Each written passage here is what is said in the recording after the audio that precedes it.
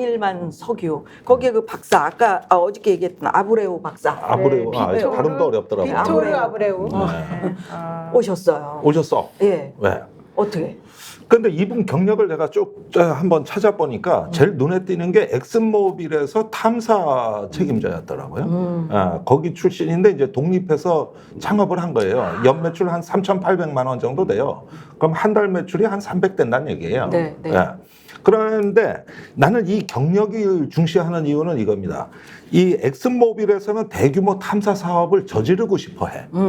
그러다 보면은 여기에도 뭐가 있다 저기에도 뭐가 있다 자꾸 이런 어떤 거 편향성이 드러나게 되는데 그게 바로 자영업자로 탄생할 때 드러났어요.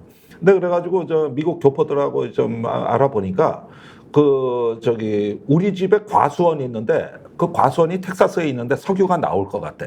그러면은 이메일로 그 저 의뢰서가 와요.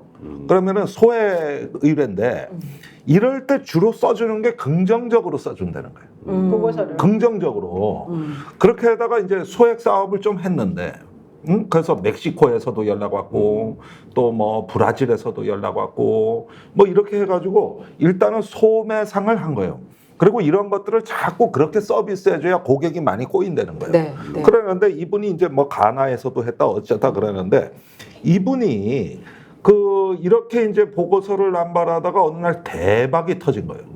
그게 바로 한국 대통령이 그러니까. 이틀 전에 이 저기 미국인도 모르는 이 회사를 전 세계적인 기업으로 이제 만들어 놨으니 한국에 와서 저 오늘 인천공항에서 사진 찍고 저거 있잖아요. 그러니까 이거 완전히 그 돈방석에 올라 이게 저는 이제. 이 사람 이 회사를 그래서 제가 한번 찾아봤거든요. 저희가 네, 지금 김민대 네. 박사님 네. 말씀하시는 거랑 똑같이 이 석유 매장 가능성이 뭐 농후하다고 말한 이 사람 회사를 찾아보니까 이게 너무 웃기는 게요. 지구과학 컨설팅 및 교육 학 회사라는 거예요, 이 회사가. 게다가 이 집이 월세 7,000달러짜리 집이라는 거예요, 이 회사의 주소지가. 그리고 이게 2017년도에 만들어진 회사잖아요. 이 회사가 사업 지역으로 삼고 있는 데가 가나, 뭐 볼리비아, 카자흐스탄, 미얀마, 그 다음에 한국이 이번에 들어왔고요. 그 다음에 대통령이 뭐 엄청난 전문가라고 소개를 했지만 현실적으로 이 사람이 가지고 있는 이 회사의 법인명은 아브레우 컨설팅 앤 트레이닝이라는 곳이에요. 직원은 아브레우 박사 한 명이라는 것이고요. 지리 컨설팅이 주 업종이라는 거고요. 아까 말씀하신 것처럼 매출은 2020년 기준으로 27,000달러인데 작년에만 530만 달러. 이게 한국에서 수주한 거. 거만. 네. 그러니까 이게 만약에 한국에서 우리 대통령이 안 해줬으면 아마 안 됐을 건데 이게 이상하다는 거 아니겠습니까? 네. 그러니까 네. 대통령이 뭔가 해주지 않았으면은 안 됐을 것 같은데 현실적으로 이게 지금 논란이 그래서 이제 있는 거예요. 이게 지난해 12월 달에 대검 3국장이 이와 관련된 석유공사. 네, 석유공사의 상임 감사로 임명되고 난 다음에 갑자기 대박이 터진 거라서 이 사람하고 뭔가 연결관계가 있는 거 아니냐. 지금 그 부분이 사실은 상당히 의심스러운 부분이 있는 거죠. 아니 그러니까 저도 보니까 네. 아까 기사에 호주의 최대 석유 개발 회사 우드사이드라는 데가 있는데 네. 여기서 일단 먼저 이 영일만에 대해서 이제 이 사업성 평가를 했다는 했죠. 거예요. 네. 근데 그게 사업성이 없다. 왜 없다. 없어요? 영일만은 저거 없다. 0%라는 0%. 그리고 철수하고 이제 이 회사가 들어왔다는 거거든. 그러니까요. 예. 근데 그게 올해 1월에 이게 이제 평가가 있었고 그래서 이렇게 흘러왔는데 왜 지금 이 시점에 그 조금 아까 우리 얘기하셨듯이 그 박공우 전 대검 네. 사무국장이 요 12월에 석유공사 상임감사에 임명된 이후에 이제 대통령이 네. 왜 요 시기에 이렇게 발표를 했느냐. 우리 변희재 동생. 그 통상적인 이 시스템은 좀 어긋나는 건 분명한 것 같아요. 그러니까 우리가 지금 동해 그 석유 문제를 가지고 박정희 때부터 지금 거의 50년을 다 다뤘기 때문에 사실 안 찔러본 데가 없다는 거 아닙니까? 최소한 제대로 찔러본 데만 35번을 찔러봤기 때문에 36번? 돈도 많이 들어갔겠네요, 그럼. 한 번 찌를 때면 조 단위가 들어가니까. 그리고 저 박정희 때부터 사실은 사기당해서 시작을 했었고 그때부터. 그리고 이제 대한민국이 실제로 해상 그 원전 개발 경력도 굉장히 많아요. 그 인도네시아에서도 했었고 많이 했었기 때문에 그러니까 많이 했죠. 이 동해바다 한국에서 많이 했단 말이에요. 이게 아까 자꾸 지질 전문가라는데 네. 사실 기본적으로 지질 전문가가 맞아요. 근데 지질이 워낙 지리 컨설팅, 지리 워낙 컨설팅. 다르니까 기본적으로 이 사람 이름 보면 저 베네수엘라인인데 베네수엘라하고 한국이랑 또 얼마나 다릅니까 지질이. 그러니까 사실 동해에서의 그 원전의 최고 전문가는 한국이에요, 한국. 그러니까 대부분 한국이 다 알아서 했었고 이 외국의 컨설팅을 주더라도 한국의 국책연구소나 이 석유공사가 따라 붙었는데 이번에는 없었다는 거야. 이번에는 그냥 완전히 그냥 100% 외주 한마디로 일부러 이거 한 명한테 맡겼다는 거야. 근데 우리나라의 이 수많은 지질학자나 이 석유 탐사에 대한 전문가나 노하우가 있는데 우리나라 영토니까 제일 잘할 거 아닙니까? 경험도 제일 많고. 근데 왜 제꼈냐 이거죠. 아니 그러니까 이런 탐사 물리 탐사 결과가 나왔다 하더라도 국내 학자들끼리 한번 검토 회의를 하고 그렇죠. 당연히 그래야죠. 네. 이걸 어떻게 봐야 될 건가는 지질 토론을 할 수도 있는데 난 이런 토론회가 만약에 이게 좀 관심이 높았다면 국회 같은 데서 매달 토론회가 열렸을 거라고 했었어야지. 거기엔 안 열리는 토론회가 없거든. 그리고 지질학회 세미나 발표 누가 맞아요. 주제 발표 논문 발표도 있을 법한데 없었거든. 없어요. 이게 어디서 갑자기 뻑하니 나타나냐고 이게. 네, 그리고 네. 변희재 동생도 그 이렇게 찌른다 그러니까 너무 쉽게 이거 들어가는 것 같은 느낌이에요. 그게 좀 해양 심층을 뚫는다. 아니, 근데요. 시추. 근데 시추. 이게 근데 먹힌대요. 제가 사실은 저 같은 경우는 이런 얘기를 들으면서 말도 안 된다 이제 이런 생각을 하는데 제가 주변 사람들한테 물어봤거든요. 아니 국민들한테 먹힌다고요? 먹힌대. 이게 먹힌대요. 왜냐하면 지난번에 김포 얘기 있었잖아요. 김포 집값 올린다. 그다음에 한동훈 비대위원장이 선거하기 전에 뭐 라일락이 피고 뭐 꽃이 피면 봄이 오면은 뭐 김포가 어떻게 수도권으로 편입이 된다. 서울 그러니까 서울 목련이 피면 서울로 된다. 뭐 이런 얘기 했었을 때 우리가 말도 안 된다. 게다가 지금 이미 총선 끝나고 지금 목련이 다 졌는데 이제 아니라는 게 거짓말이 드러났으니 그분들 전부 다 아니겠거냐고.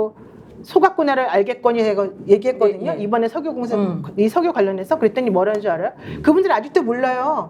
아직도 희망에 가득 차 있어. 이렇게 말을 하더라고요. 그래서 내가 아니 석유 관련해서 이런 거짓말이 지금 나왔는데 이것을 가지고 희망에 가득 차 있어요? 그 김포집 가지신 분들 목련 피고 나서 지금 다 거짓말인 게 드러나는데 아직도 몰라 이랬더니 그럼 그분들이 지금 국민의힘 그분들 얘기하시는 거예요? 아니 일반인들이 이런 말을 듣고도 이미 총선 끝나고 이미 목련 졌는데도 아직도 희망을 가지고 있어서 이런 말이 지금도 먹힌다고 생각해서 사실은 이걸 했고 우리는 이 말 들으면서 말도 안 되는 소리라고 생각하고 있지만 사실은 그게 아니라는 얘기예요. 지금 그 얘기 맞는 거 아니에요? 아니 맞죠. 네. 아니 그 저기 또 이런 얘기도 저기 잘 지어내면 그럴 듯해요. 그러니까요. 사실은 말이요. 왜 이런 말 있잖아. 방귀가 잦으면 똥이 나온다고.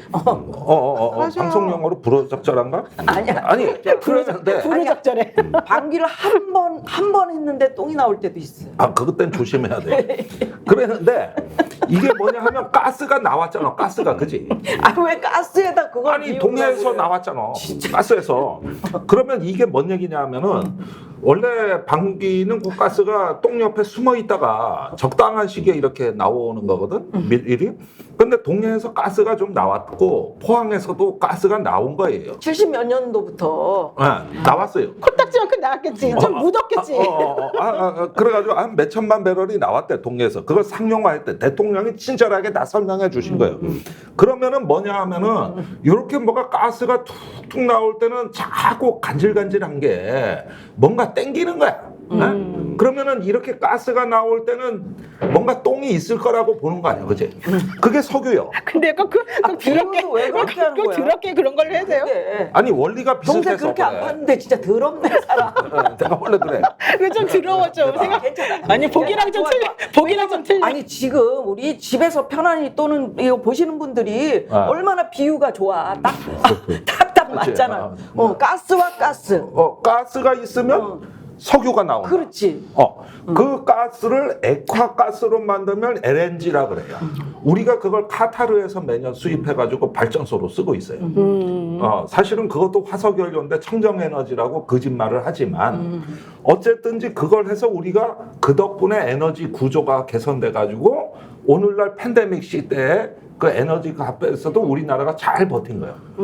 그랬는데 이게 유럽에는 이게 안 돼 있어서 개고생한 거라고. 러시아가 가스 끊어버리니까 개고생을 했잖아. 맞아. 우크라이나 전쟁 때문에. 맞아요. 간 때문에. 그러면은 가스는 석유와 같이 다닌다.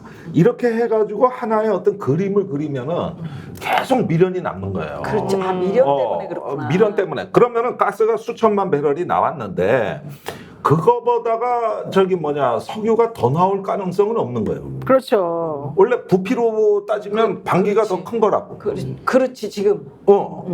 그러면은 여기서 140억 배럴이라는 게 이게 어떻게 계산이 나왔을까? 이건 뇌피셜인데 이 지지를 조사해 보니까 거대한 퇴적암층이 있을 거라는 어떤 큰 그릇이 보이는 겨. 그 안에 석유가 들었다, 가스가 들었다가 아니고 일단 뚫어봐요. 이게 한 140억 배럴처럼 공간이 있다고 추정치가 나온 거예요. 그러니까 일단 냄새는 많이 난다 이거군요. 그렇지. 냄새가 가득 차 있다 이거겠지. 그렇지, 왜 그래요? 아니, 왜냐면 페누그릭님이 똥동자라고 지금 일단 별명을 아니 지어주는데. 북한에서도 뭔 대변 풍선을 자주 내려보내. 그러니까 요즘 갑자기 이게 엄청 화제가 왜 이거 온통 오물이야. 오물 제가.